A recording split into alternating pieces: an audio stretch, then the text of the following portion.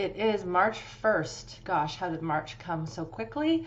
March 1st, 2020. And I'm answering questions today revolving around my program, online nervous system rewire program, Smart Body, Smart Mind. Now, we've been doing many of these over the last few weeks, especially the last week.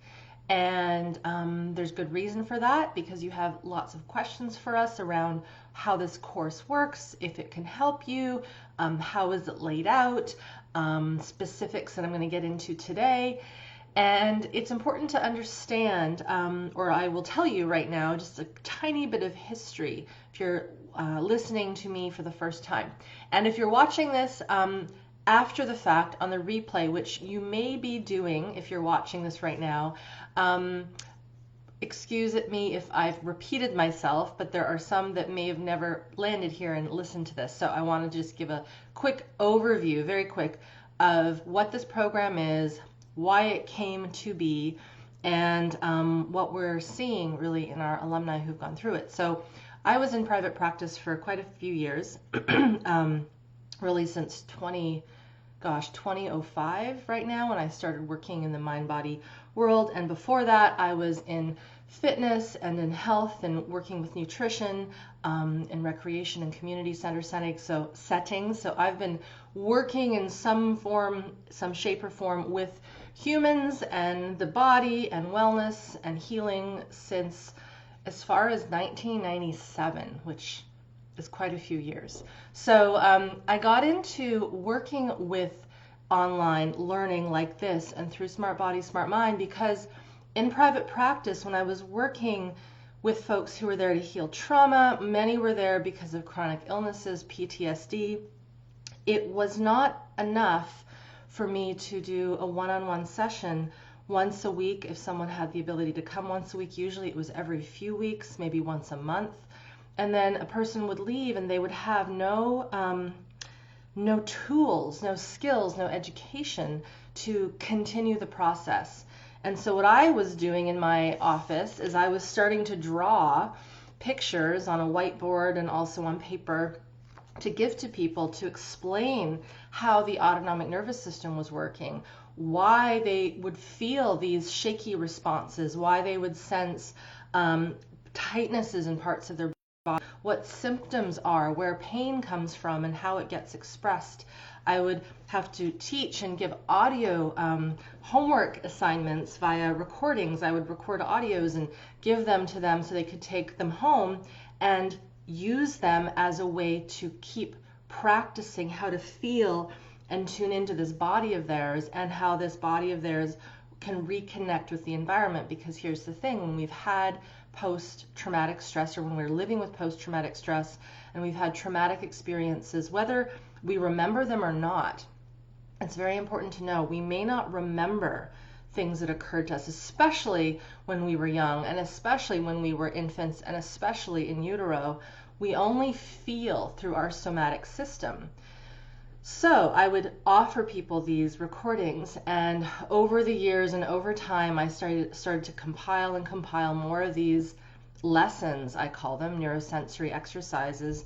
And over time, I have created what is Smart Body, Smart Mind, which is a combination of education, high-level education. I don't hold back. I teach and give you exactly what I have learned through my various trainings in the fields of somatic experiencing, which is the work of Peter Levine, somatic practice, which is the work of Kathy Kain, and also my training within the Feldenkrais method, which is the work of Moshe Feldenkrais. He's long passed. He was one of the pioneers of neuroplasticity back in the 60s, 70s, and 80s, which is when he died. So I brought all these things together into this online format, which is Smart Body, Smart Mind. Now, since we started, over 5 years ago now, this is going to be the 9th time we have run SBSM. That's the abbreviation SBSM. We've added to this. It's become a robust program that has 10 modules. So I'll go through these things right now because we have been getting questions around this. So I'm going to structure this call this way. I'm going to go through more of the the specific details, the features of the program, some of the more commonly asked questions we're getting in through email support right now. I'll get through those. I'm going to check out the questions in the chat here. And then I've got questions on paper that were submitted via email. So that's how I'm going to run today. Hey there, Kara. Hey there, Miyoki. If you are watching me here live right now, let me know who you are, where you're from, because I can only see you if you type into the chat. And if you have a question for me around this program, and really whether or not you have a question about yourself, or maybe you are a practitioner and you want to know how this can help your own students and clients, please let me know. We have kind of an equal amount of people that come into Smart Body, Smart Mind who are just there for their general health and well-being, and then we have another subset of people who are there because they work with people in the health, I call it the helping and healing professions, and they are wanting to get very trauma informed and also work on their own stuff, let's call it that, we'll keep it simple, their own stuff, so that they can be better helpers for their clients. So some of the common questions we're getting are, let me get to them here. When does SBSM run again? So we run this once a year, so we are going to run again around this time in 2021, kind of this early March time. So if you know that this is not for you at this current moment, we start officially tomorrow. Next year will be the time to start, and I'll give you some options about how you can start in other ways between now and then. How is the program delivered? So the way it's delivered is through a website. So I'm pointing at my computer. So if you go to a website, for example, and you register for, let's say if you think about any website really that has top tabs and drop downs, basically the Smart Body, Smart Mind website that you get access to when you're a paid member has got these drop-down menus with all of the learning, and it's organized by week. We call them labs, modules. It's organized by the calls, the training calls that we have. It's organized by orientation week, which starts tomorrow, and it's organized by the bonuses that we offer throughout the course of the 12 weeks. So everything is on this site, and you can access it 24/7. So doesn't matter what time it is, you can go in and access, let's say, the first lesson of Lab 1 at your own pace, at your leisure. We offer you a suggested guideline to how to work through the program, but the one thing that you'll hear me and my team say over and over again, and if you check out the FAQ section on our registration page, and Crystal may have already popped that up there, but I'll get her to if she hasn't already, is this is really about going at your own pace and listening to your system. And the reason why that is so important is because when we have had traumatic events and an environment where we grew up where things were not safe, we couldn't go at our own pace. We had to either push or override or maybe slow ourselves down, right? Because our exuberance and our creativity was too much for those around us. So we had to kind of introvert ourselves and hide and not really express who we are. And so the program is about learning, relearning how to connect to yourself, and that is going to be very individual. But we lay out the curriculum over the 12 weeks, kind of like a university course where you would go for a semester, you would have your learning instead of textbooks. We have it in the form of the written word. We have audio lessons that I am guiding you through. Those are the practical exercises. All of the audio lessons are transcribed so they can be read, because we found that some people like to read. It slows the process down a bit. Our video trainings that give you the education, the theory, the equivalent to how I would draw graphs and that in my office back in the day for my clients. They are on kind of like a slideshow, a PowerPoint presentation that is recorded. So you're seeing images and graphs and you're hearing my voice. All of the video trainings are also transcribed. They're captioned so that you can turn on a caption thing and see the words pop up. and we also give you the audio of all of the video training. So that's how the bulk of the practical and the theoretical content are laid out within the SBSM program website. The next thing that we have are calls, and this was another question. Let me just make sure I've got it here. What if I am going to be away for a couple of weeks? Should I wait? Can I register now and start later? And the answer to that is, if you go away, not a problem, because the content will stay there for you. And if you are going away and you do have a device, which many of us seem to carry around with us a lot, or if you want to print stuff out, some of the readings, you can print out the material that we've already covered and review it when you go away. And then when you come back, you can get into the new learning. In terms of the question, can I register and do this later? Kind of the same question, but yes, you can. And it's important to know that this program is not, even though I call it like a university course and we end in June, it's the live component that ends in June. The program site, every single lesson, every single video training, every single audio, all of the bonuses and all of the live calls, which I'll talk about in a second, they live on the site throughout the entire year. And so at any time you can go back, and I encourage my students to treat it like you're learning a second language. I've said this before, I've used this analogy many times. If we are learning a second language, and really for many of us, we're learning the language of regulating our nervous system as adults, as big people, this isn't something that we just stop at the end of the live session. I'm going to really put a pause on that. It's like taking care of our entire body. We would brush our teeth all year round. We would eat healthy food all year round. We want to do movement and sleep to restore our system all year round. So there are these things that we do as humans that we sort of have to do every day to stay well and healthy. And this work is no different. So it's not one of those things where we think, okay, I'm going to do it for 12 weeks, and at the end of the 12 weeks, everything's going to be different, everything's going to be healed, and I don't need to look at that material ever again. Will there be massive changes within those 12 weeks? Very likely, and this is what we see even within some of the first few weeks of the program. But I'm very much pressing upon you to say, at the end, it's just the beginning. And that's what's cool about this is not something that we have to get all in within 12 weeks. So that goes back to those questions. What if I'm going to miss a week? What if I can't start till, let's say, June or May? Not a problem. Everything stays on the site. The calls I'm going to talk about. So there's a component of the program that isn't the audio lessons and isn't the pre-recorded video trainings. They're the live calls. So throughout the 12 weeks, I do 8 live training calls.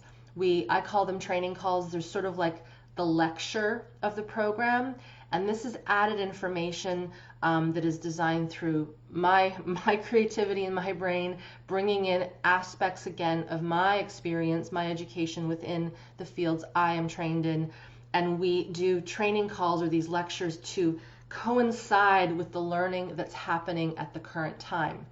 Again, these live training calls are all recorded. They're done through something called Zoom, which is not Facebook, but it's a video conferencing software where you can see me, I can see you, you can have your video on, you can have your video off, and we record it. All of it gets transcribed, all of it gets downloaded into audio, so you can listen, or you can watch, or you can read, or you can do a bit of both. So those are the training calls. And the fun thing with those is I provide handouts that are quite comprehensive, and they help you go through the learning. And we have 2 types of handouts. One is fill in the blank, one has the answers. So depending I'm someone that likes to write. When I learn, we've given you that option to be able to fill in the blanks, the answers, as I work through those training calls. The other type of live call that we have are Q&A calls. We have 18 of them over the course of the 12 weeks. They're run by myself and my husband and colleague Seth Lyon. And just like today, I've got these questions that have been submitted. You submit a question to us before the call. We get the question, and then we answer it live. If for some reason we can't get to all the questions, not a problem. We ask you to post that in our Facebook group, and we will get to that there. So we have a team of about 10 people. I think there might be a few more, but definitely 10 of my colleagues, all trained in various somatic experiencing and somatic practice programs. So they're trauma informed at this body-based level. And a lot of my team, and you can meet some of them, we can pop up the link here on the site if you want to take a look at their faces, are all very, very much trained in the somatic healing arts, in counseling. Some are psychotherapists, some are Feldenkrais practitioners, some are more trained specifically within the work of Peter Levine and Kathy Kain, as I am. So we have a very robust group, Team Lion we call them, who are within the Facebook group answering questions when we don't get to those questions on the live Q&A calls. There's one more type of call, and that is my Facebook, I call them Facebook chats. And our Facebook forum, kind of like this, but it's our own private group.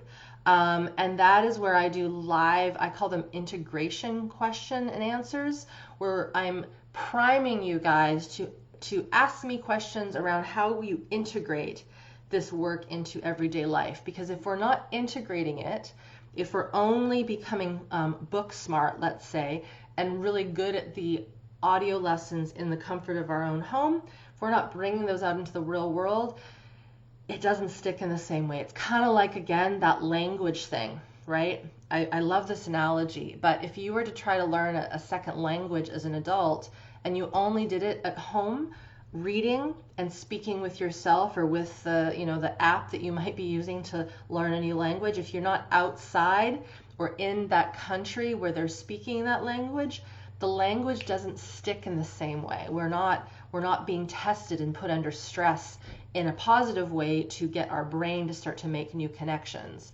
So those are the different kinds of training calls, Q&A calls, integration chats that we have. Then we also have some bonuses that we offer you. One of the I think best ones are the movement lessons with my teaching partner Ilya Mrak. He and I teach live movement workshops all around the world, and so he's part of SBSM faculty, and he has more, he's trained in dance, and he's trained in Tai Chi and Qigong and Eastern medicine movement practices, and so his movement practices are a beautiful blend to the audio neurosensory exercises that I teach you in the program. So we got you covered with lots of different methods to get into the nervous system through movement, through bringing attention to the self, through our, I call it intention, but it's really sharpening our ability to visualize and see our physiology. And that's a big part of this program. Okay, let me make sure I've covered those questions. Oh yes, when are the live calls? So the live calls, the Q&A calls are varied throughout the 12 weeks. We have them at different time slots. So 9 a.m., 12 p.m., and 3 p.m. Pacific time. And again, everything is recorded. Our training calls where I'm teaching live are at 11 a.m., so around this time on Tuesdays. However, do not let the inability to attend a live call deter you from joining. Some of our most consistent alumni live in Australia, and for them to show up for an 11 a.m. call, some do, I will admit, some have get up and they're diehards, they're up at 3 a.m. or 4 a.m. On the training calls with me, but you don't have to. If you need your sleep, everything will be there the following day so that you can listen at the right time that works for you. So know that if you can't make the live calls, that is probably, I would say, 80% of the membership can't, just because of work and time zone differences, etc., etc. Okay, I think that is all for these basic questions. When does SBSM run again? Next year. How is the program delivered? And can I work at my own pace? Absolutely. The other thing too to note when you are an SBSM member and you join is you've got this program for as long as we run it. So for life, it's a lifetime membership. That means that when we do this again next year, you can come back and repeat the program with the new members, with your peers. You can join the live calls. You can ask questions in our Facebook group. And any new material, any new bonuses, any new updates that I make, which I do over the course of, we've done many updates over the course of the 5 years we've been running this. We've added content. Everything you get is free of charge. So that one-time beginning cost to join, it gets you through for as many times as we run this program. So that's a nice little perk as well. Let me just see here. I'm going to have something to wet my throat. Hey there, Vanessa. I think you've got a question, and I don't want to miss any above, so give me a moment to move over so I can see. Rachel asks, is it okay to get body work done when starting SBSM? 100% yes. I do have issues with my head and neck bones being misaligned. I had a whiplash happen about 12 years ago and lots of tight muscles in that area. Rachel, I know your pain, girlfriend. I spoke about some of my old whiplash traumas. I've had probably over 100, if not more, in my day through all of my crazy sports I did as a kid and in my 20s and 30s. And so, yeah, I believe big time in body work, good body work, especially osteopathic work and craniosacral work, and really good muscle work, depending on, if a person's trained in myofascial or just good old massage therapy.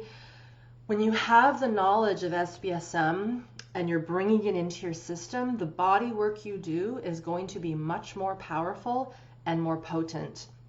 And if you have a practitioner, and I highly recommend this, who is open to learning about trauma and understands how that gets stuck, not just in our nervous system, but it's everywhere, right? The trauma that we hold in our bodies is within our nervous system, and it is within our organs, within our immune system, within our cardiovascular system, our muscles, the way our bones align.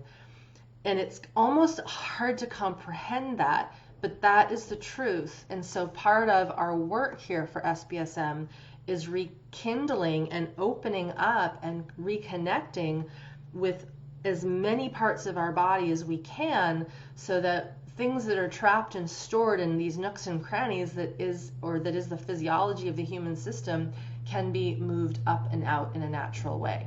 So yes, you definitely can use other methodologies and complementary medicines and body work so that you can complement and support your system in the way that you need it to be supported. Hey Vanessa, you said, if I fall behind on the program, is it best to skip a lab to stay on track with what's being taught week by week, or to work through each lab in order, even if it means being behind with what is being delivered that particular week? You can do a blend of both. For example, my live training calls, if you want to attend one of those because it's live, then by all means attend that as we're going through. However, the labs and the lessons are chronologically ordered to follow that concept of neuroplastic sequencing. So neuroplastic healing sequencing. I got dyslexic there for a moment. So neuroplastic healing sequencing, this is what I talked about in video number three of the healing trauma videos, where I speak about the importance of gaining foundation and capacity and really getting robustness back to the system, so that when we do get into working with movements and sounds that help bubble up and stimulate our healthy aggression responses, for example, it's one example, we have the solidity and we have the foundation in place. So I recommend, if someone misses a week, you go where you left off, and you just know that's part of the way it works.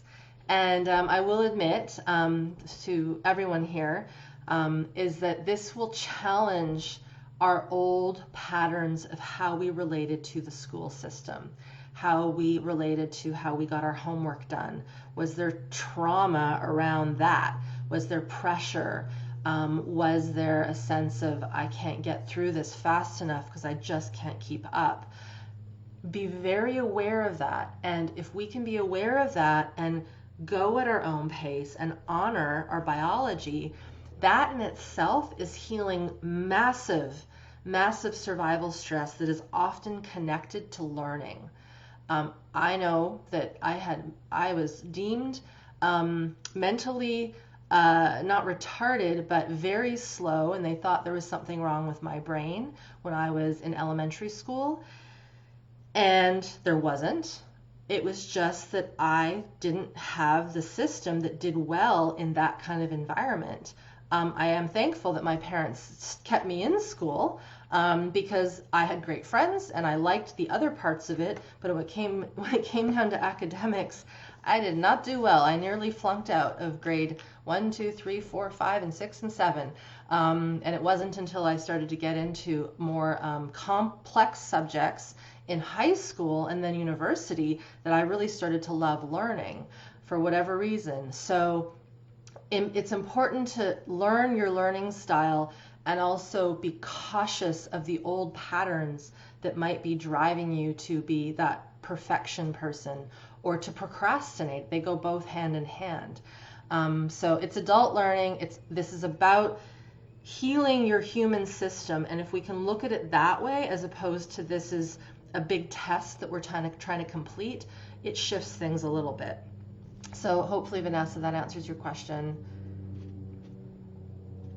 Hey there, Gloria. Feathers Curie, I like saying that. That's a fun name. You're from Scotland, hello.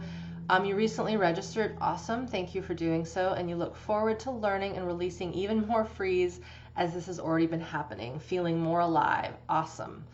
You're welcome. That's great to hear.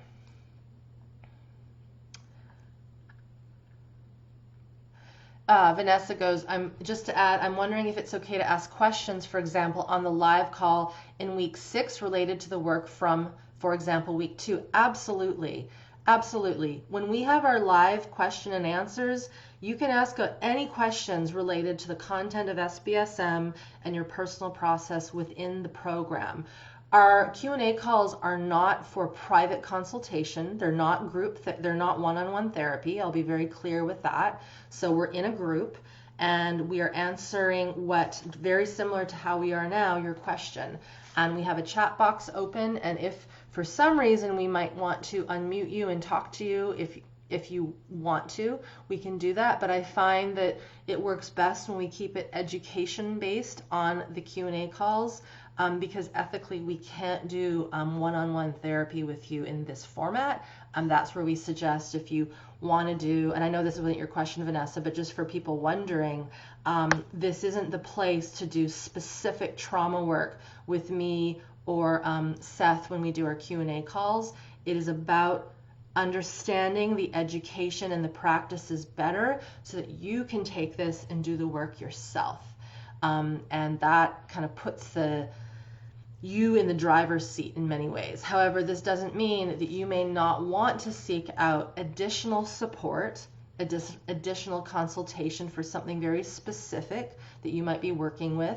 And I encourage that. I think it is important for us to know if we need to get extra support. And what I do know is that this work will help you be better when you do one-on-one work. And by that I mean, I've seen, and my colleagues have said, because many of my colleagues who are Team Lion moderators within our Facebook group, they do one-on-one sessions. They have private practices in person and online, and they will say that those who have gone through SBSM have a better base to work with because they're not having to teach that client in that precious hour that they have, or maybe 30 minutes, what the stress response is, how to notice and feel sensations in the body. It's already part of their vocabulary and vernacular, which means that they can just go right into the trauma work that needs to be done. So I think that's really cool. Tracy, hey there. Can you clarify, do you have lifetime access to the program? Yes, definitely. We have got alumni who keep coming back for more. We have some people that have gone through the program 7, 8 times. This is the 9th time we have run this program. So everything remains yours for as long as the internet exists. And heck, you can download everything and put them on CDs if you want to. There's ways of transferring this stuff to paper and audio. So even if in some weird, strange world, the internet goes away, which I don't think it is, wouldn't that be odd?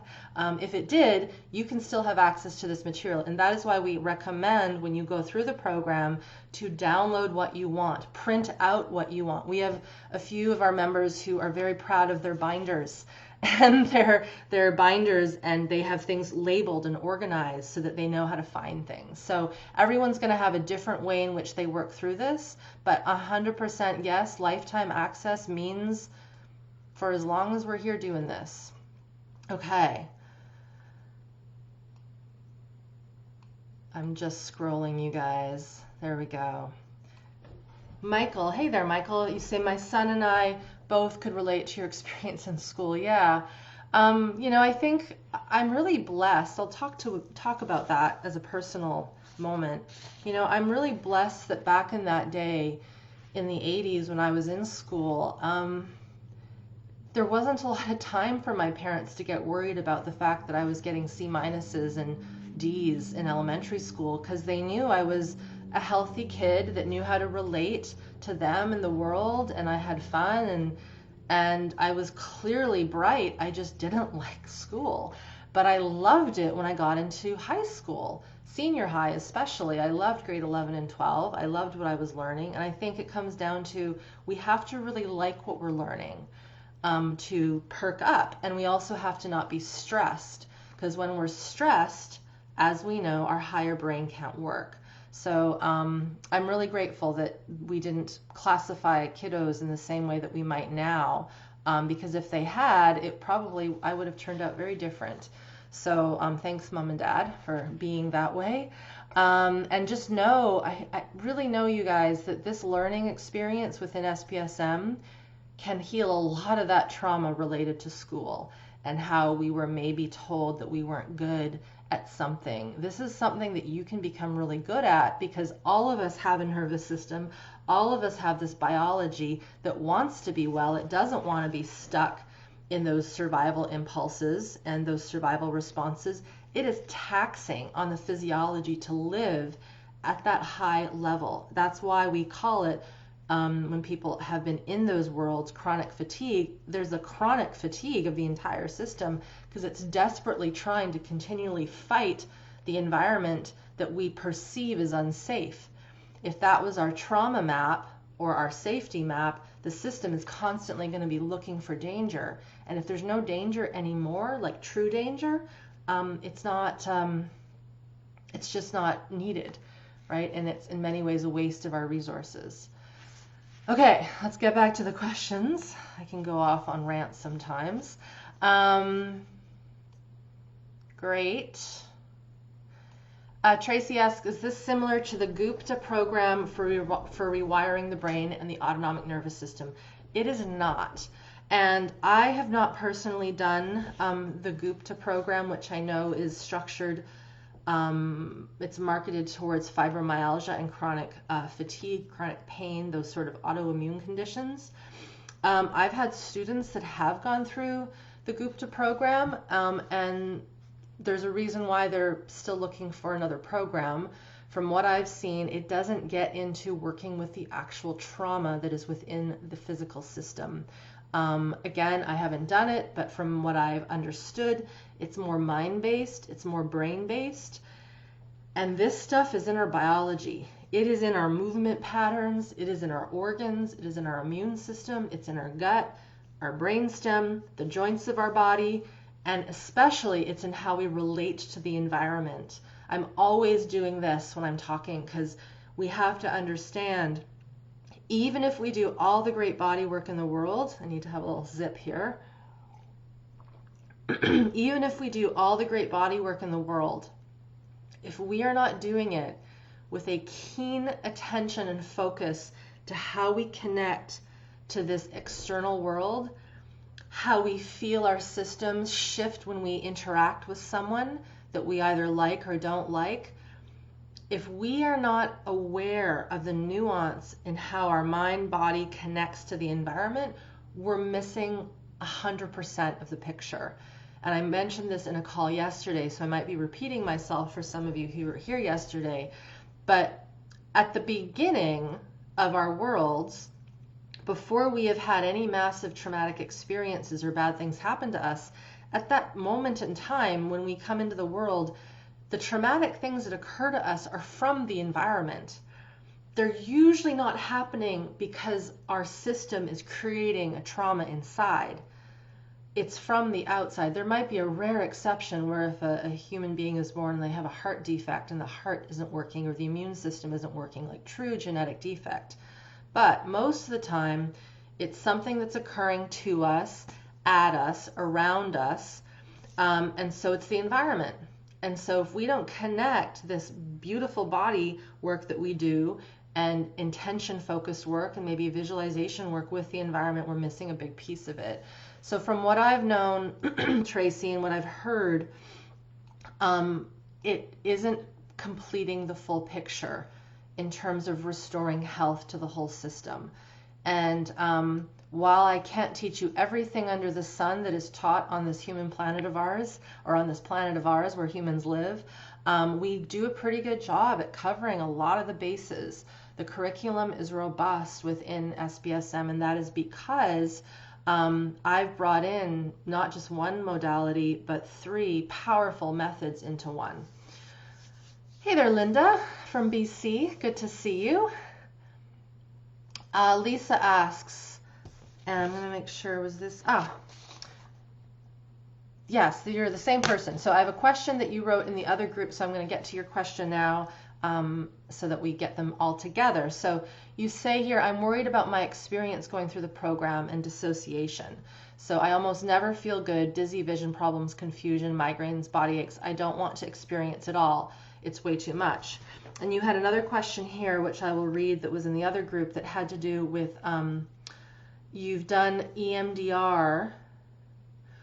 I did only once during 5 years of EMDR. So you've had some EMDR done. You're worried that something will happen that I kind of come back from. I know it sounds silly, but I have extreme anxiety, haven't been able to work, and planning to spend my last money on this. I just do not trust my body, and I am scared this treatment will make me worse, and maybe I can't get myself back.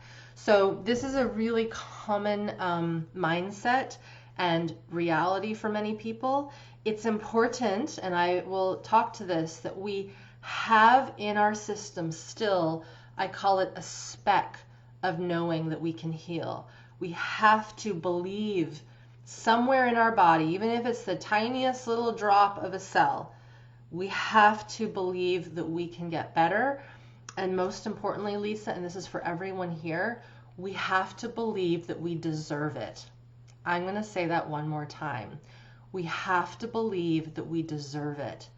Because if we don't feel that we deserve it, if we keep ourselves trapped in the past, which I know is hard to break out of when our system is not well and we're feeling a lot of symptoms, it can be really, really easy to stay stuck in those loops, in those mindset loops, into that knowledge that this has not been a good life and I'm afraid. And I think fear is okay to have. And can there be a map? I'm thinking of like a piece of paper. You know, there's been this way that our traumatic experiences have been experienced, and we have a map in the way that we see ourselves in the world. And we will say things like, I am this, I am that. For instance, I am someone who has this is very different than saying, I am that. And so by that I mean sometimes our languaging needs to shift around. Let's say we do have a chronic illness, but if we say, I am this chronic illness, it owns us, as opposed to I live with this chronic illness. Just like someone who lives with a spinal cord injury, they are not their spinal cord injury, they live with it, but they are them. Part of this work, part of the reason we get so lost in a lot of these symptoms you talk about, such as extreme anxiety and vision problems and pain and aches, is that we're swimming in this kind of vortex of lots of bad stuff. And usually, and I don't know your history, but when this is occurring, it's because a lot of bad stuff did occur to us. A lot of stuff that was unfair. Maybe we didn't have solid caregivers who knew how to take care of their own system, and so we had to take care of them all the time. There's so many examples here. And so if we know that our history created this map of badness, of scariness, the system is going to live like that until we finally, in some ways, put a stake in the ground and say, no more. Yes, I have these symptoms. Yes, I'm feeling these sensations. And how can I sense them and be curious with them? How can I reconnect to my body in the smallest way possible, in the littlest way possible, and find one drop of goodness? And sometimes it gets really simple, like, wow, I have 2 legs and 2 arms and hands that can feed me and clothe me and keep me well. As simple as that might be, sometimes we have to go with the simplest things, and we could call that it's being grateful, having gratitude, but to me it's just the biological reality of what is good, what is in your system right now that is not 100% horrible, but is okay. And we have to work with that little speck and then make it bigger and bigger and bigger. So in terms of the fear about experiencing too much, this is up to you, the student. This is up to everyone to be smart. I mean, there's a reason we call this smart body, smart mind, to be smart in how you relate to yourself, to listen to your system, to go, you know what, I think 5 minutes is all I'm going to do today. I'm not going to, push through and try to get through this lesson. I'm just going to do the first 5 minutes, and then I'm going to pause it, and I'm going to see what I notice, as opposed to trying to drive through the content. And this, again, is one of the hardest things for me to convey to the new students, and even the alumni sometimes, is that we can't push past what our system wants. And in the past, usually traumatic events occurred to us, and we experienced more than what we could handle. This is how it becomes post-traumatic stress, right? Is we're experiencing something that has overwhelmed us to the point where we have disconnected from our body. And so when you say that a lot of your symptoms are those of disconnection, of not having proper orientation to the world, and being confused, we then know, okay, this system had a lot of stuff happen to it that had to go into these survival responses. You need to understand that, and then how can we slowly start to rebuild that foundation through education, through basic practices, so that these responses can lessen and become a little less chaotic. So I hope that answers your question. Feeling fear is not an issue. It's when we fear the feeling of the fear. I know that seems like a bit of a play on words, but that is exactly what happens. The fear is not the problem. When we go into shutdown, even, that isn't the problem. It's when that shutdown is coupled with more fear that it traps, right? We want to go into shutdown if we have a scary experience happen to us. We want our system to protect, but what we don't want is we don't want the system to have trapped extra survival stress on top of the natural survival stress. And for many of us, that is what occurred. And so we're trying to I have this image of pulling apart really sticky glue, right? Everything's just stuck in this ball. And that's very indicative of what you've said here with your symptoms. It's just this big ball of stickiness. And so we can't just rip it apart in one go. We have to slowly warm it up. We have to slowly actually look at the stickiness and be like, well, what is here? Why is this here? And then start to move from there. So I hope that answers a bit of your question. Oh, good. You said, Lisa, this is exactly my history. Taking care of my caregiver. 100%. This is really one of the more common traumas that many of us experience, especially I found in more Western civilization and Western worlds where our country has just not taken care of us. We haven't had, the social structures to really have time to heal and have our babies and recover after a common cold and all these things that really seem basic. But when we don't get those and then we have children and we're still unwell as the caregiver, it's very attractive to have our child help us. And a child doesn't have that capacity, and yet they will figure out a way to help their parents, because if they don't, that essentially means death for them, right? If mom and dad die, no one's here to take care of me. So a child will do as much as they can. They will override their own sense of safety and well-being to help their parent, because if they don't, that's not good, for that parent to not be well. So for those of you that have lived that reality, know that, you were doing what you had to do to survive, but that level of physiology and drive, it has to get turned off and it has to be healed. And we have to grieve in some ways that childhood that maybe was lost because we were taking care of those that were supposed to be taking care of us. It's a tricky thing, but knowledge is power, and when we understand why things are happening, things can shift pretty quickly. But we just have to stay the course and know that we have to go at the pace that we need to go at, and really honor and respect and know that our system actually wants to not be in that chaos. But when it's been in that chaos for a long time, it's going to take some convincing and some time and some commitment. Okay, I'm going to answer a question that Harriet had, or not sure if it's Emily or Harriet, one of the two, in our Facebook group. It was under Lisa Marie's question. Crystal, if you're listening, you can let her know that I've answered this, or I'm about to. So you say that I noticed you mentioned in another Q&A call that people can get a certificate to put towards their organization and board for continuing education credits. Can we have a certificate to say that we are trauma informed? You know what? We can do that. I've never thought of that. This is something that more people have been asking us for, but I definitely we can have that, because when you do work through Smart Body, Smart Mind, and you do the practices for yourself and you integrate the learning, you will become probably the most, if not the biggest group of trauma-informed humans on this planet, for obviously working with your own system.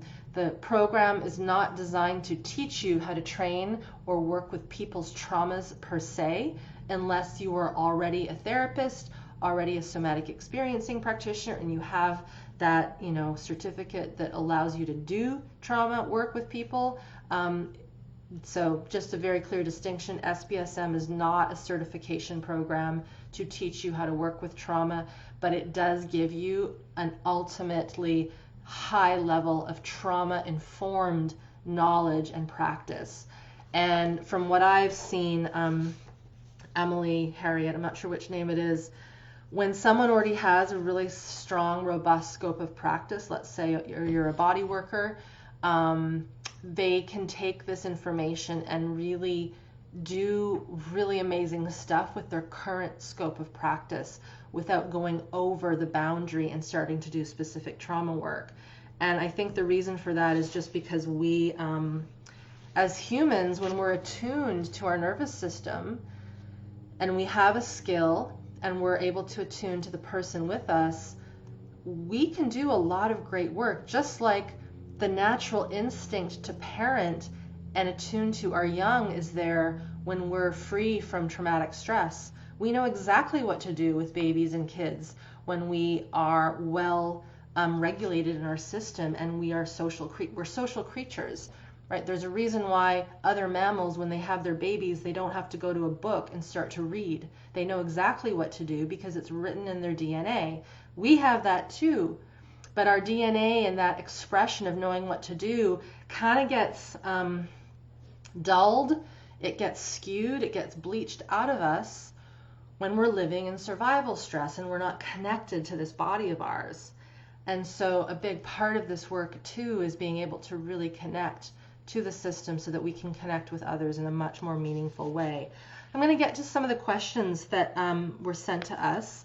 The first one here is from Romy. Hey, Romy, and I met you at, gosh, was it in Stockholm? I'm pretty sure it was, when you came to Up and Down. So you've signed up for SBSM. Looks like that's great. And you have a question about expectations. So you say, and this is great to hear, your autoimmune issues have improved so much to the point where I'm no longer even showing antibodies in some tests. That's great. But you said my peripheral neuropathy is getting worse. I'm 45 and have had it since childhood. You say that it's idiopathic, which means that there's no known cause for why it's there.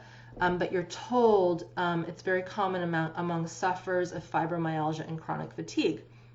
So for 2 years, I've been reducing stress, healing trauma, and my diet is perfect, and I'm fit.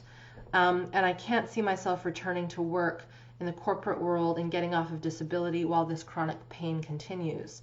Are there any examples of SBSM participants curing idiopathic nerve damage such as peripheral neuropathy?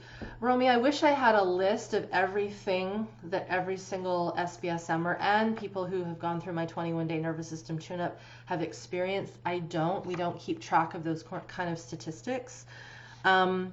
And so if this is something that you know is idiopathic and that is connected to the fibromyalgia system, your system having these chronic pain responses, here's how I'm looking at this. Again, I wish I had a crystal ball and I could tell you exactly when this might shift and if it can shift. I don't have that kind of psychic ability.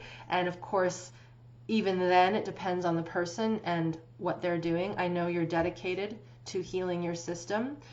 And the fact that you are already at this point where the antibodies aren't there, most of your autoimmune pieces have shifted. I want to urge you to, I know you've been doing this for so long, keep going, keep at this. And the image that I saw when I read this earlier is capacity. And while our body necessarily isn't going to get bigger, the space inside our joints and our nerves and all of the pieces here, our cells, can gain more flow and more juiciness and more aliveness. And the lessons that we teach in SBSM, specifically, for some reason these are coming to my mind, so this is where some of my psychic ability comes out, the diaphragms and the joints are I'm being told by something that those will be really, really beneficial for you.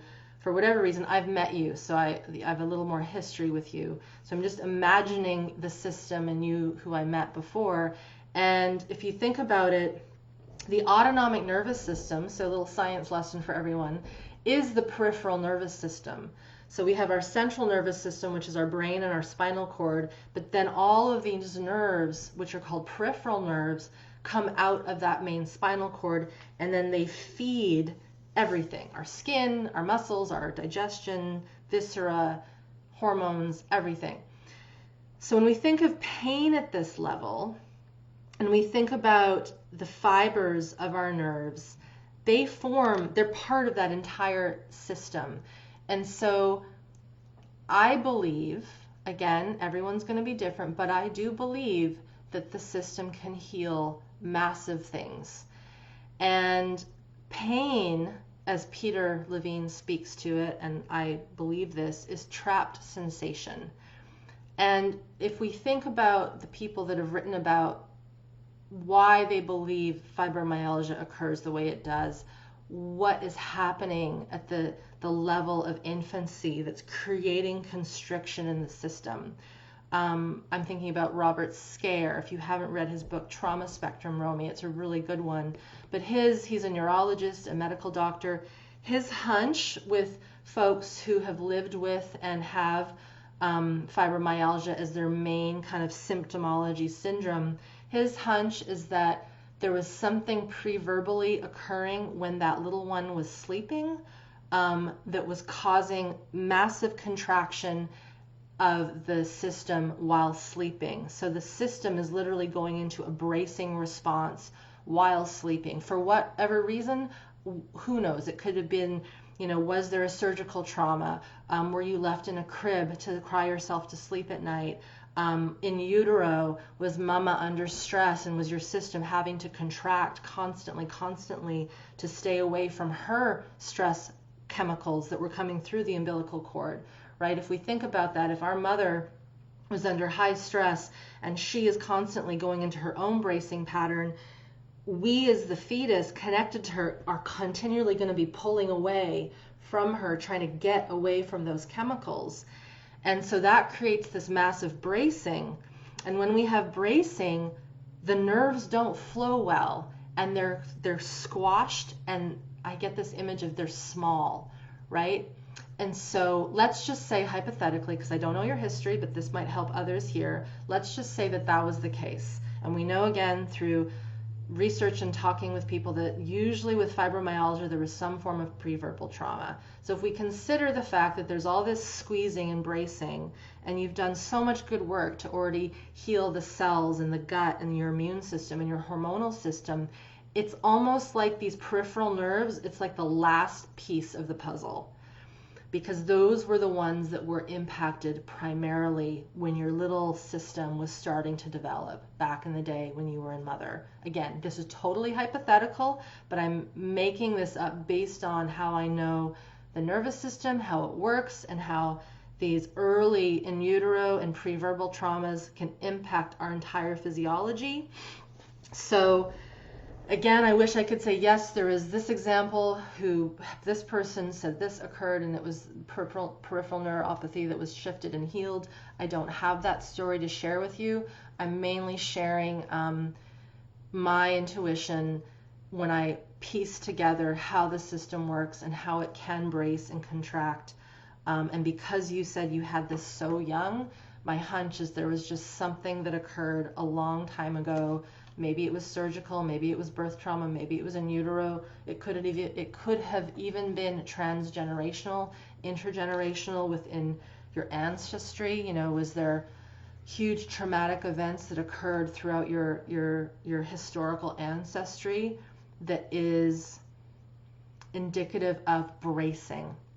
This pursing of the body, pursing of the lips, holding anger in, holding expression in, having to keep armor on the body so that everything stays safe. So those are my kind of hunches. So I hope that's given you a little bit more insight. And I'm glad that I got to meet you last year. Hopefully we'll see you again in the future. Okay. Gonna go to another question here on the Facebook, and then I'll get to the next question, which is from Nara. So if you're here listening, Nara, I got your question. We will get to it soon.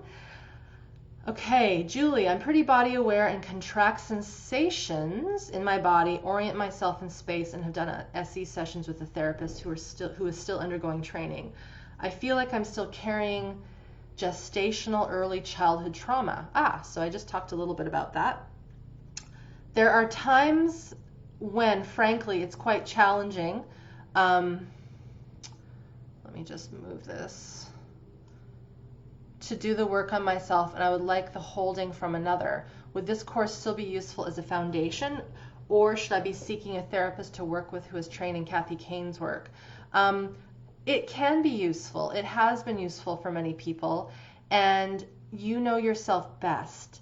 And we've had people do both. We've had folks who have started to do Smart Body, Smart Mind, and they have, said, what, I need one-on-one person. I need to have someone here. This is what I need to stay connected and resourced. And they've decided to not continue, and that's fine. We do have a 30-day refund policy.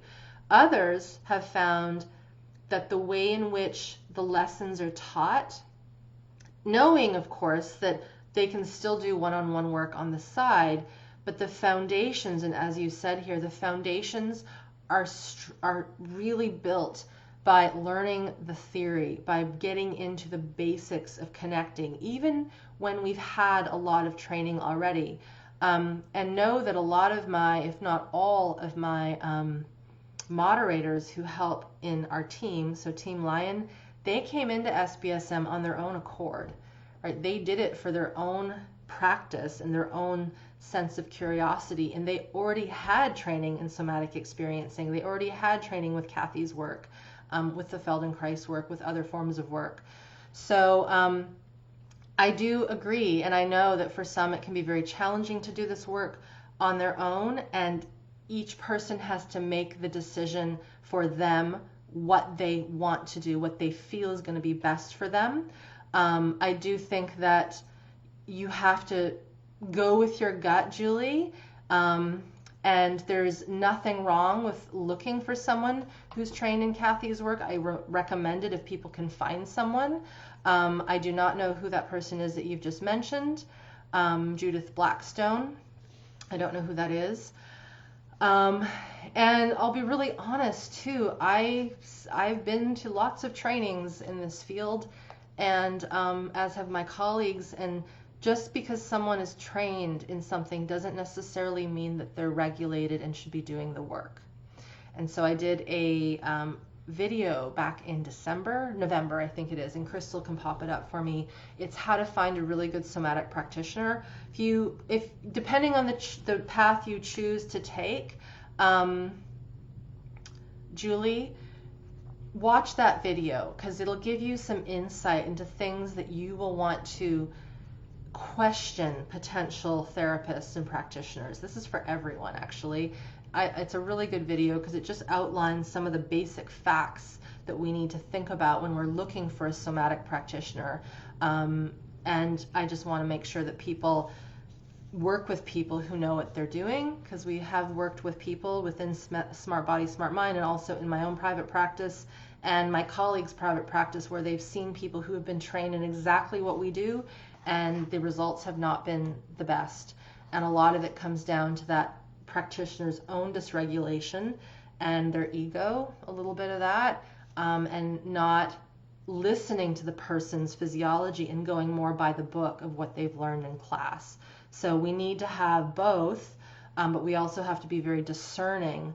And so if we think of SBSM, if I wrap it back to that, if you can be very discerning and really go at your own pace, I do believe all people can have benefit from this, but you got to know what your style is and really listen to your system and go with what it needs. Okay. Jules asks, could you please say that author and book again? I think I mentioned Trauma Spectrum by Robert Scare. He is one of, his book, I would say, is probably one of the least mentioned books in our world of trauma healing, and it should be mentioned more. It's probably one of the books I look at the most when I'm looking for a reference around specifically chronic illness. Things like tics, Tourette's, torticollis, even working with stigmata, which is when bumps and bruises come out of the system for no apparent reason. I say that air quotes. So he's really done his homework and looked at what he sees as kind of the missing link also in working with people who have these chronic conditions, really deep conditions that have been with their system for a long time. Okay, I'm going to go into another question here on my papers. This is from Nara, and this is a great question. So all of them are great questions, you guys, but this is one that I have not had before. So I'm going to have a bit more tea. How do rock stars sing all night long? I don't know. Okay. So Nara asks, I do not have any health issues. I've never dieted. I've never exercised. So you're really healthy, which is great. And you're 50 years old and you have a good family life. You're in a safe neighborhood. So you want to know, so far what attracts me to SBSM is being, and to the benefits, because we have a list of things that shift, is being more productive in our daily tasks and careers. So here are the top 3 things. You say, lately I haven't been able to organize or clean my house or cook. Somehow I don't seem to have time. I end up choosing rest, entertainment, or sleep. So this is really fascinating because, Nara, you are really healthy from the sounds of it, which is great. And there's something underlying that's telling you to slow down. This is what I'm seeing here. Is my sense is you used to be able to organize your house and clean it and cook, but there's something that's wants you to just rest. And there's kind of I don't know if it's an epidemic, but it's a way of living for especially women where we keep on top of things and we don't miss a damn thing. You know, we have all of our bills paid, everything's stocked in the fridge, everything is cleaned, everything is pressed, everything is organized. And that is really useful and really important, especially when we have a family life and it's busy. It can also be, and I say this because I have had this in my own experience, it can also be a sign of pushing over things that we don't want to feel. And if there was little things that occurred when we were young that pushed us to have this level of organization and well-being, again, all these things are really important. These lifestyle behaviors are useful and important. And if there was something that occurred when we were young that made it so that we had to be perfect and take care of ourselves so well, eventually, somewhere down the line, something will knock on our door and say, you gotta stop. Now, this doesn't mean that we stop and want everything to fall apart, but there's something here that's knocking on my brain saying, I wonder if your system is wanting to just have a bit of a rest. So this doesn't mean, of course, that we want everything to fall apart, but there's something that could be wanting to work with in terms of it. And again, I don't know your personal history, and you don't have that down here, and that's fine. But is there something, are there emotions, is there a sense of what we would call functional freeze? This is something I lived with my whole life until my early 30s. I was in a functional freeze. So I was super organized, super productive, super successful, great relationships, never had been in any types of massive situations that were dangerous to me. But then I realized, wow, I'm also not noticing all these other things that have been stored and trapped away in my system. And so what occurs, Nara, is that the body will start to give us things to look at, like we're gonna make it so that you don't keep your house clean and that you have to rest more. And so it could be that your system has reached, I gotta have a glass of water here, it's like it's reached this point that it doesn't want to do anymore. And so the system is going into a bit of a shutdown response. That's kind of what this sounds like. And it's very normal. And the fact that you're asking this question is so good, because this means that my sense is there's something under that needs to be addressed. Okay, the next question, then I'll wrap this up into a full response. You say that I've been on a few entry-level positions for the last 20 years, so underachieving my potential and definitely not earning enough to support my family. Can't figure out what business would be a good fit either. So this is a career question too. So again, I'm making an assumption because I don't know your history, but if we grew up in a world where we had to personality-wise be a certain type of person, show up in a certain way, be perfect in a certain way, our true individuality, a lot of people might call this authentic self. I don't like that. I'm more about who are you individually.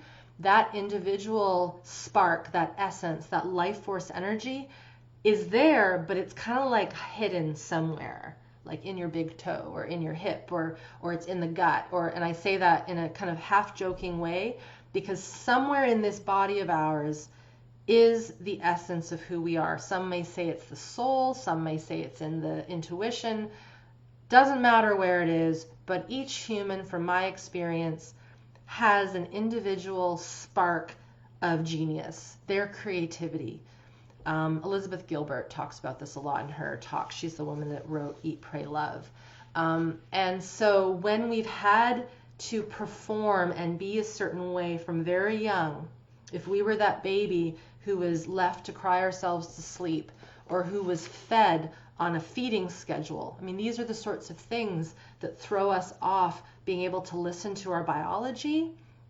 We can get by really well with life, which you have, but then there'll be a point where the system's like, there's more. I know there's more, and I don't know what it is, but I know there's more. I've found, Nara, that a lot of our alumni who are in careers have changed their careers. I'm thinking about one in particular, one woman who worked a government job in DC. I think she still is, but she's looking to find ways to get out of that, and she's building up her foundations, her resources, so that she can make a move and shift and learn how to go into healing work, because she's realized that she wants to do this kind of work that I do, which I think is great. But a lot of people have just figured out their career paths by getting connected to their nervous system and getting out of the functional freeze that they might be in. And it's possible that you don't even have the awareness that you're in some form of functional freeze, and that is okay. Neither did I when I started this work. And it was doing the practices, working with my sensation, tracking my emotion, behavior that started to shift all of that. You also say, I'd like to start driving. I take the train to work, but need to start driving kids to various activities. I took several driving courses, still no luck. I don't have that carefree attitude that I did when I was young, and driving was no big deal. So you want to know, how can this course help me? How can it help me organize my house, cook, achieve my potential with my career, and start driving? I don't think anyone mentioned improvement in those areas. So to me, this is all lifestyle, right? This is how you want to do the work that you're meant to do. Driving is an interesting one, and we've had a lot of people say that their ability to drive has changed. They're more aware of the environment around them. They can feel their intuition a bit better. Their sense of spatial awareness is different. So again, this all comes down to, how can you treat these things like driving as an experiment in nervous system physiology? Can you apply the practices that you might learn in SBSM to the wheel, to seeing things around you, to feeling your butt against the car seat? There's a lot of ways that you can blend in and integrate the work into things like driving. True story, I worked with a woman ages ago. She was quite young, still living at home, but an adult. And we did one session online. It might not even been an hour. I taught her some of the basics of just paying attention, seeing the room around her, etc. And I think it was maybe 4 days later, she wrote me back and she said for the first time in her life, she spontaneously cleaned her room on her own without her mom having to ask her. I know that's a one-off case that I'm talking about, where we did one thing and all of a sudden, boom, she was able to clean her room. But the essence of that story is that she shifted her focus to what was around her from a more biological point of view, rather than a behavioral, I have to clean my room. She started to see her surroundings a little differently, and that spurred her to get in to clean her room. So I wanted to share that experience. So I believe, Nara, that this will be a great fit for you, because your system is doing quite well. And the one thing I will suggest, if you do choose to join, is to go at your own pace.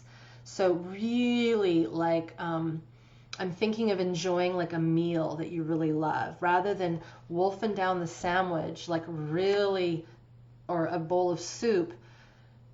Take your time. So of course that's a metaphor, but smell it, taste it, stir it, have one bite, put the spoon down.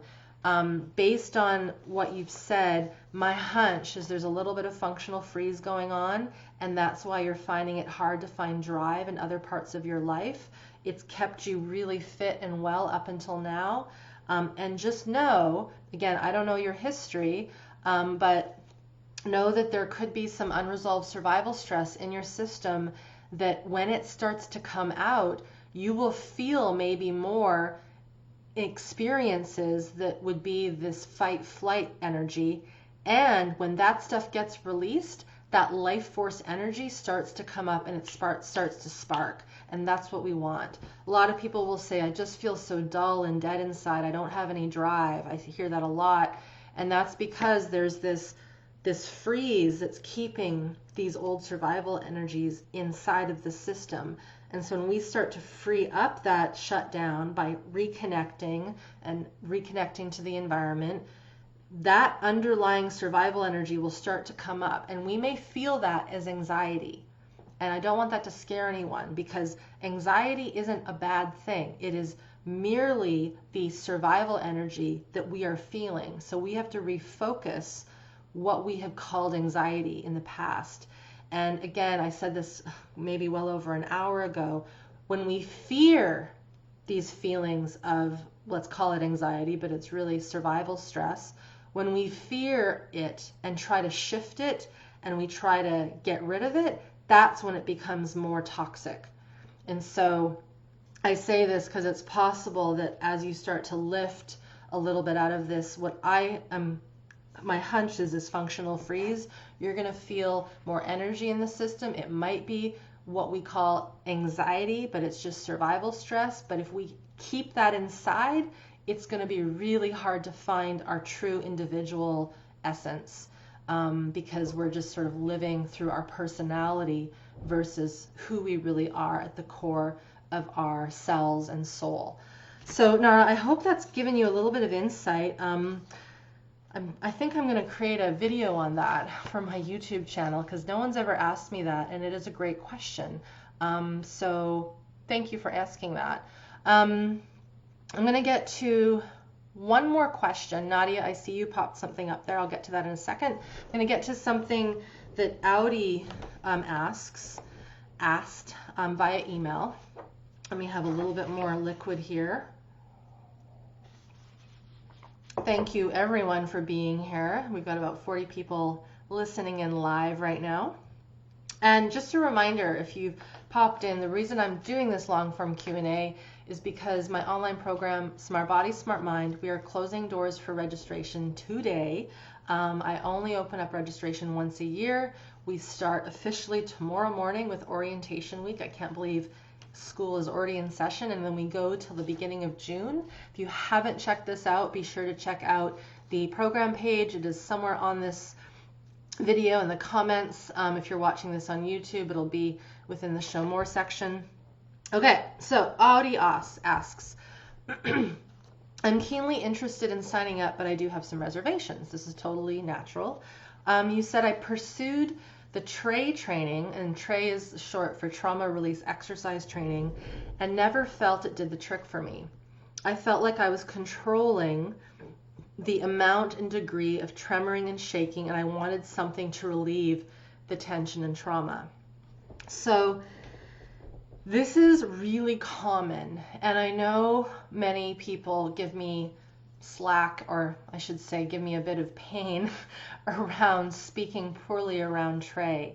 And the reason why I'm quite adamant about this, and because you've said that you've done the training and it really didn't stick or do the trick for you, when our system, I'm going to rephrase that, we want to release trauma and survival stress based on how it wants to get out.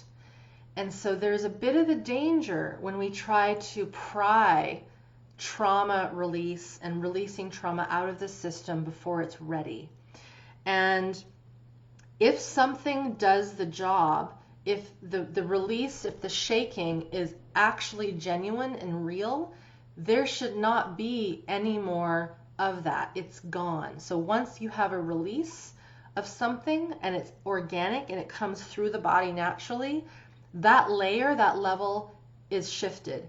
This does not mean that we may not have other emotions, sensations, behaviors, old patterns of what we call procedural memory to come out, but we don't want to go into the same loop.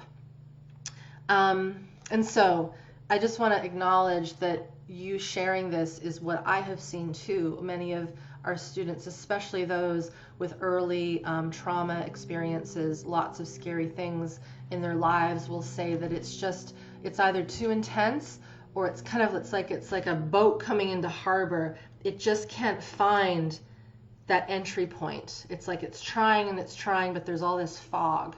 And the reason why this often occurs is the system goes into these shaking responses through something like tray. It's really, and it's bioenergetic work as well. It's not just the tray work. There's other forms of cathartic work that poke the system to have a visceral motor response. But if we're not having that come out organically and naturally, we're missing some very pieces of the puzzle. So you did say here, Audi, that you grew up in a it looks like an abusive family, alcoholic family, both parents. You witnessed your older sister being raped by a bunch of boys in the garden. I'm really sorry that that occurred, and I'm sharing this because this is the reality that many of us have lived with. You were 9, and you said that this memory surfaced during a stint of rehab back in 2014, and you had to call your younger sister to confirm, and this was never openly discussed. So you grew up in a barrio with a lot of gang violence, fists and knives. So again, this is something that a lot of people grow up with, and they don't realize how deeply it impacts them until we're adults. And we know this through the Adverse Childhood Experiences study, that when we've had this kind of adversity, but also adversity, let's say through birth trauma, through being under medical surgical interventions over and over. It doesn't just have to be this level of violence. It can be, but it isn't just reserved for this. So you said that, so this is like a classic history of early trauma where it isn't just one event, it's the whole environment was unsafe. And so you then say last year you crossed the street, you jaywalked. Nothing wrong with jaywalking, by the way. It's just that your orientation wasn't to the environment. So you crossed the street and you were struck by a minivan, so you had a shock trauma. You didn't pass out, there wasn't a concussion, but since then you've had a lot of neck tension and you have to go see a chiropractor every 5 weeks for an adjustment. And then you say, I'm emotionally immature and wake up with feelings of fear and anxiety. I'm unemployed and I'm living off of savings and they're dwindling. So you've watched the three videos, which is great, and you've paid for a drop-in session, so you want to know if this program will help me. Again, everyone's different. So again, don't have my crystal ball, and I have to be very careful at saying, yes, this will. And because of the way you've worded this, and because of your, you have a desperation, and I can tell through your words that you really want to heal. You've uncovered some really deep past wounds, and then you had this shock trauma. And in the video 1, if you can recall, I made that example of the 2 people who get into the same car accident, and one walks away and they're fine, and the other walks away and their whole system just crumbles. In some ways, your system is that second system that I talked about, person B, I think I mentioned in the video. And so this is really common, and there's a reason I use that example, because most of the folks that I would see who had a shock trauma, like an accident, like a car accident, like, falling off of something, when we look at their history, we realize, wow, it was a really scary world when you were growing up, and now your system basically got cracked open with this shock trauma. And so part of Smart Body, Smart Mind is this building a foundation of learning about what your physiology is, what your nervous system is, how to reconnect to what is there. And when you say you're waking up with fear and anxiety, that is a sign that there is, and again, I'll use my glass of water here as an example, there's all this survival stress through the system that's just having a party, right? And you wake up, and because when we're asleep, we go into kind of that unconscious state, the things bubble up, and then we feel it, and our heart is racing. And it's essentially the system is looking for that danger that you grew up with in the barrio with all these gang fights. That was not safe. And so your system has created a map of danger. And the world is a dangerous place. That's how it sees things. And so when we have that lens that we live with, we can do one of two things. We don't orient properly to the here and now, and that could be why you were hit. And it's horrible that that happened. And usually these things occur because we're not connected to what's around us. We don't hear the sound of the tires. We don't feel the change in wind coming towards us. Our senses are a little dulled. And when our senses are dulled, it does make us more susceptible to getting into accidents, to having people come towards us who are not safe. We can't have the proper perception of danger or safety. It skews us, and it does put us into more harm's way. So if anything, to get back that essence of appropriate connection to your environment is really going to be important, so that your system starts to shift and turn off of the safety, or I should say the danger map, to more of a safety map. Working with the stress organs, which is what we do in the program, so namely the kidneys, the adrenals, the brainstem, the gut, all the various areas of the body that we work with in Smart Body, Smart Mind. It's working to help basically wake up and give more juice and life back to these parts of our bodies that have been shrunk and in some ways deadened due to too much going on the outside. And so we have to shut down from what is in here. And so this is where Trey, for example, isn't necessarily the type of practice for someone that has this sort of history, Audi. It's really about restoring regulation back to the system, restoring more capacity back to the system, more sense of safety back to the system. And then when that is established, when we have, like, I see this image, right, of solid ground.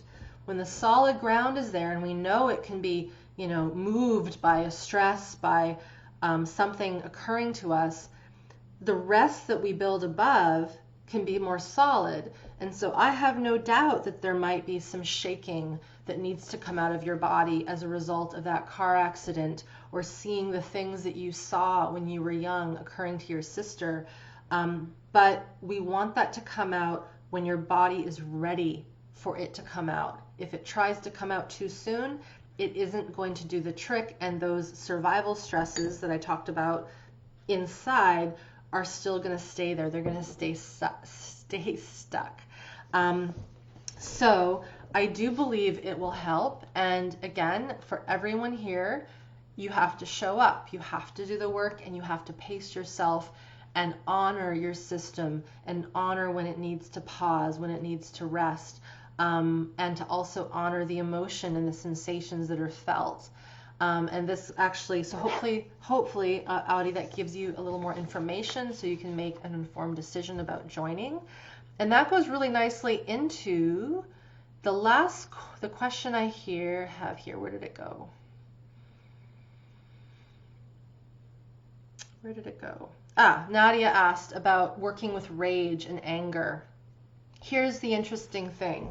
So when we have had something occur, like this history that Audi gave me, allowed me to talk about, for whatever reason, if we have had things that have happened to us that have been not fair, bad, maybe we were abused, attacked, whether it is emotional, verbal, physical, sexual, environmental, it will mount a response in our system of fight and flight. And then if we cannot resolve with fighting off or fleeing, we go into shutdown. And so things like anger and rage, we want them to come out in a way that, again, is not explosive, but is contained. And when anger comes out, it can come out pretty darn big. And we don't want this to come out until the system has that foundation so that it can really feel that big energy coming out and the system underneath stays solid. So a lot of the worry that people have and the fear around letting out anger and letting out healthy aggression and even, yes, rage, and even annihilation energy. This is something we talk about a little bit. When that comes out, again, it needs to come out when the system is ready, and it will come out spontaneously. But so often we think, oh, I need to get my anger out. I better scream. I better hit something. I better punch something. If all we do is scream and punch, the only thing the system knows is screaming and punching. It needs to have that internal, visceral, emotional, sensorial connection to that emotion. It needs to be met with all the other physiological responses that match with that level of energy and intensity.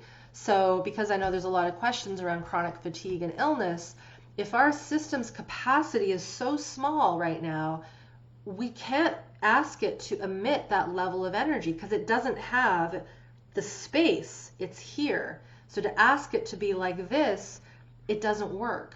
And so the thing, Nadia, to working with anger and rage is, again, we don't go directly and say, okay, today we're going to work with anger and rage. I want you to scream for 10 minutes. We don't do that. We build this capacity through these exercises. It's very different than what we see in cathartic practices, because I am not interested in your system emitting something that it is not ready for. It would be like me asking myself, as an example, I want to go climb Everest, Mount Everest. Just drop me off at base camp with a helicopter and I'm just going to start walking today. That would be very bad because my system has not acclimatized to that altitude. It hasn't done the physical training to be in the cold with all the gear, and I've lost my skills on mountaineering. I don't have that skill set anymore. Therefore, I'm not going to put myself at Everest Base Camp tomorrow and just start hiking. And so it's the equivalent with working with big things like anger, rage, annihilation energy, even working with shame. We don't want to go right into it. We have to build up the foundation and really our nervous system fitness, if you will, so that when those movements and when that emotion comes out, the system is ready and it has no fear around it. But when someone says to me, I'm really afraid around letting out this anger, this is a very common thing, I'm afraid I'll hurt myself or I'll hurt someone else, that is the telltale sign that that system needs more capacity. Because when anger comes out and there's capacity, there's no question, it comes out and it's contained. It's like a mama bear protecting her cubs from a wolf. She doesn't have to think, this is going to hurt me and that wolf, I can't do this. It just comes out, right? Because that's the natural world. And so humans, we have disconnected so much from our natural world, and a lot of bad stuff has happened to us that shouldn't have happened to us. And so we have this confusion around how to get these big emotions and energies out. And so again, I know I'm sounding like a broken record, but we need to build the capacity and the foundation and the awareness, especially the awareness, so that we can let these big emotions out and not hurt others and not hurt ourselves. This is what violence is. Violence and abuse is when the person is not able to contain their rage and fight responses. They don't know how to stop them, and so then it gets exploded out and it hurts others or it hurts themselves. Anger is really important. It becomes troublesome when it becomes violence and harm and criminal activity. And so we're really trying to work with this stuff so that nothing like that occurs. And when we have that containment, we will not hurt other people because we are empathetic to the system and the person that we are maybe with, especially if it's our kids. I've worked with people who have hit their kids and they are mortified by that, and they will say the impulse was so strong and I couldn't stop myself. And that's true. It's because, again, the system doesn't have a stopping mechanism. It's not contained, right? And so again, anger is important, but we have to be very careful about how we work with it. All right. Okay, my questions are done from the paper. Let's go here. Hey there, Fabrizio.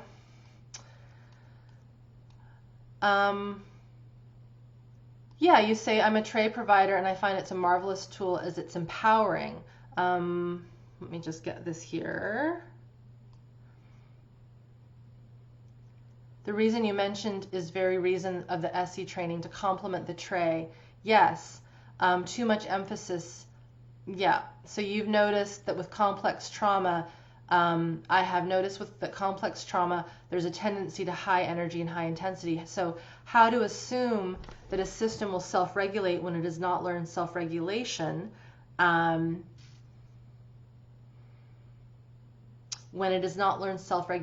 all its life leasing in high energy, high intensity is a coping mechanism. I'm so interested in continuing my down regulation skill set and to be able to teach other people during my programs. Great. So I'm really glad that you mentioned that, because I do have colleagues, SE colleagues, who are tray trained, and when they get more of the early trauma knowledge and the complex trauma knowledge on board, they use it very sparingly. It isn't the only practice. And so there's a way to titrate that work. And the reason I'm very much adamant about talking about why we can't just do that, we can't just go into shaking, is because right now, as a generality, people are looking for that quick fix. You know, you can get YouTube videos and do it on YouTube, and that to me is a disaster waiting to happen, because if the system doesn't know how to handle what's going on internally, it can override huge, and then the system will not know what to do. So I appreciate you having that level of understanding, Fabrizio. It's really important. Okay, Sharon says, you mentioned working with shame. Is that something that's directly addressed in the program? I directly address it in the theory. There is no specific exercise, though, where I say, okay, today we're going to work with shame. And the reason why is because everyone is different.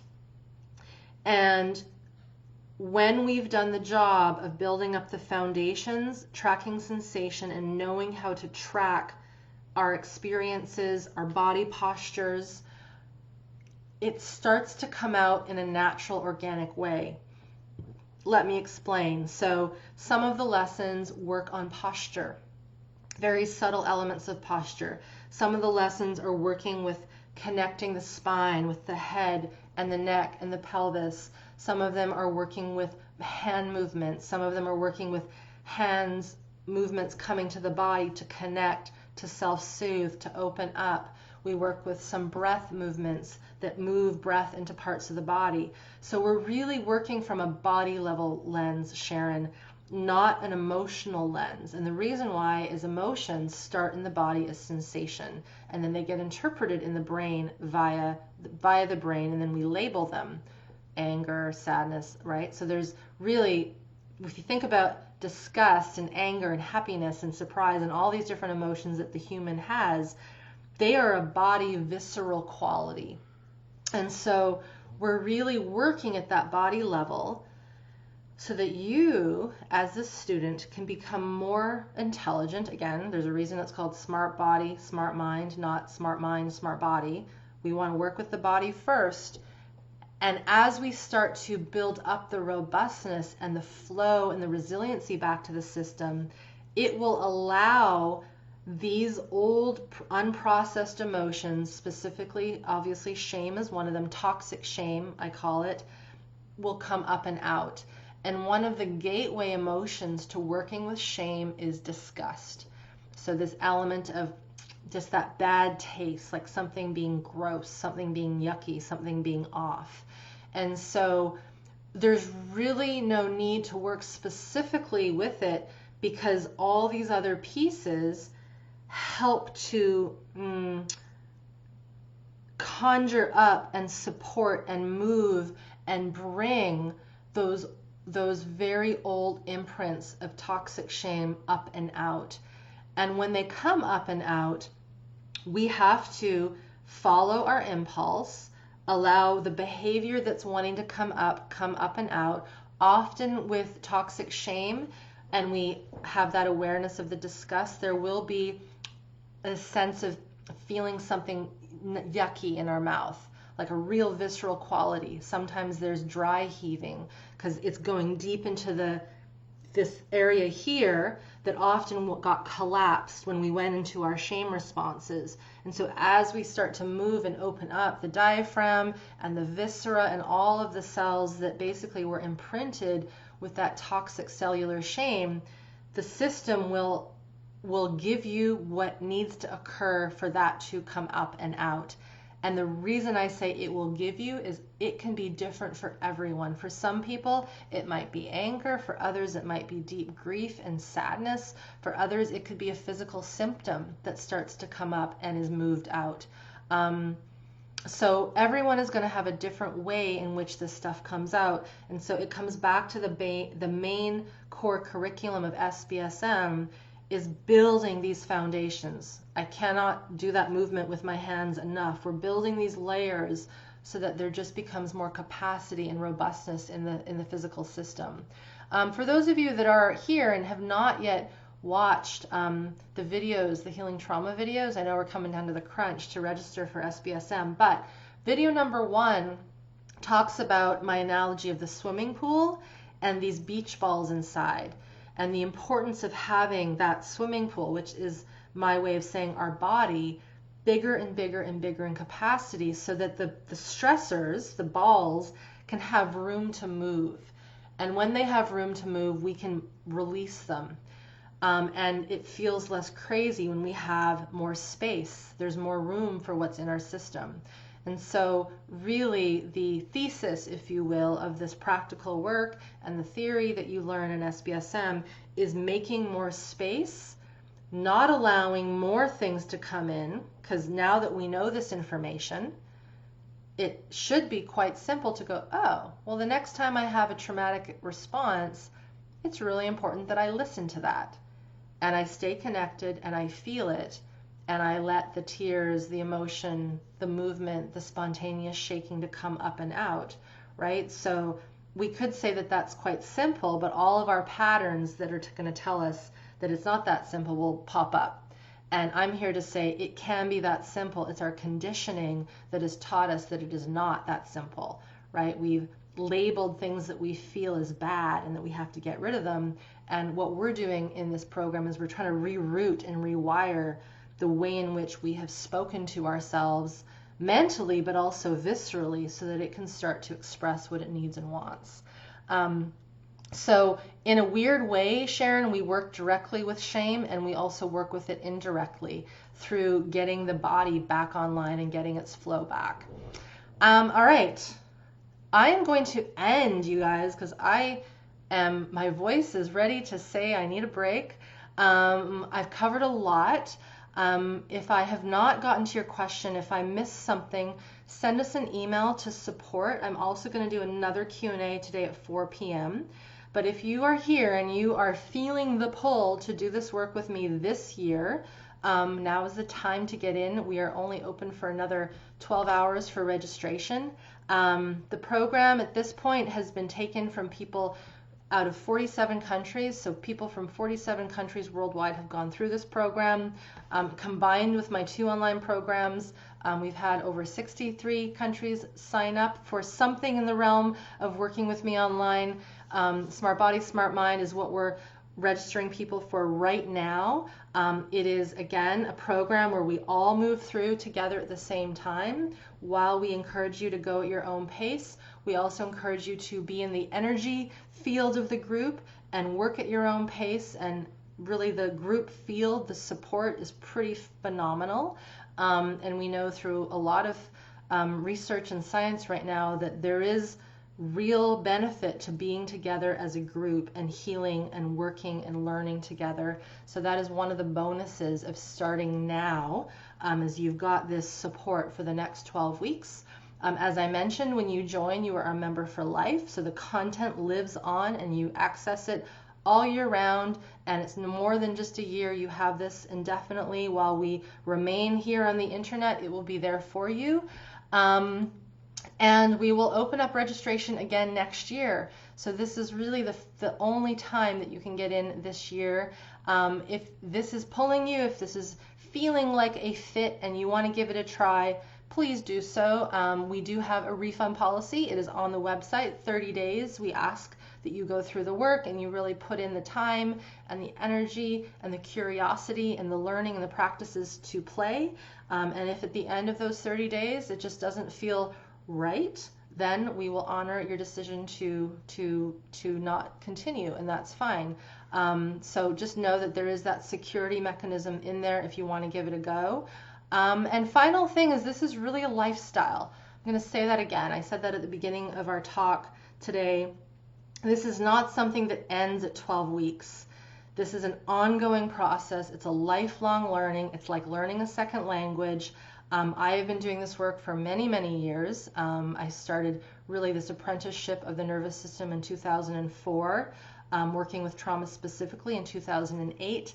And while I have solid regulation in my system and clearly I'm able to function in society and do well, I am still working with old traumas that are coming through my system. So it's important for everyone to know that this is a lifelong process. And when we have these tools on board, our world becomes a little simpler because things make a little more sense. So I will leave it at that. I'll sign off with that final note. Again, check out our registration page. Take some time to read through it. I want people to make an informed decision. We have an FAQ page. There are some success stories of our SBSM alumni. There's some videos. There's some written words. Get to know them. If you have any technical questions, just send us an email, support@ireneline.com. We'll get back to you. And we start tomorrow bright and early, 11 a.m. with orientation week. So maybe we'll see you there if you choose to join us.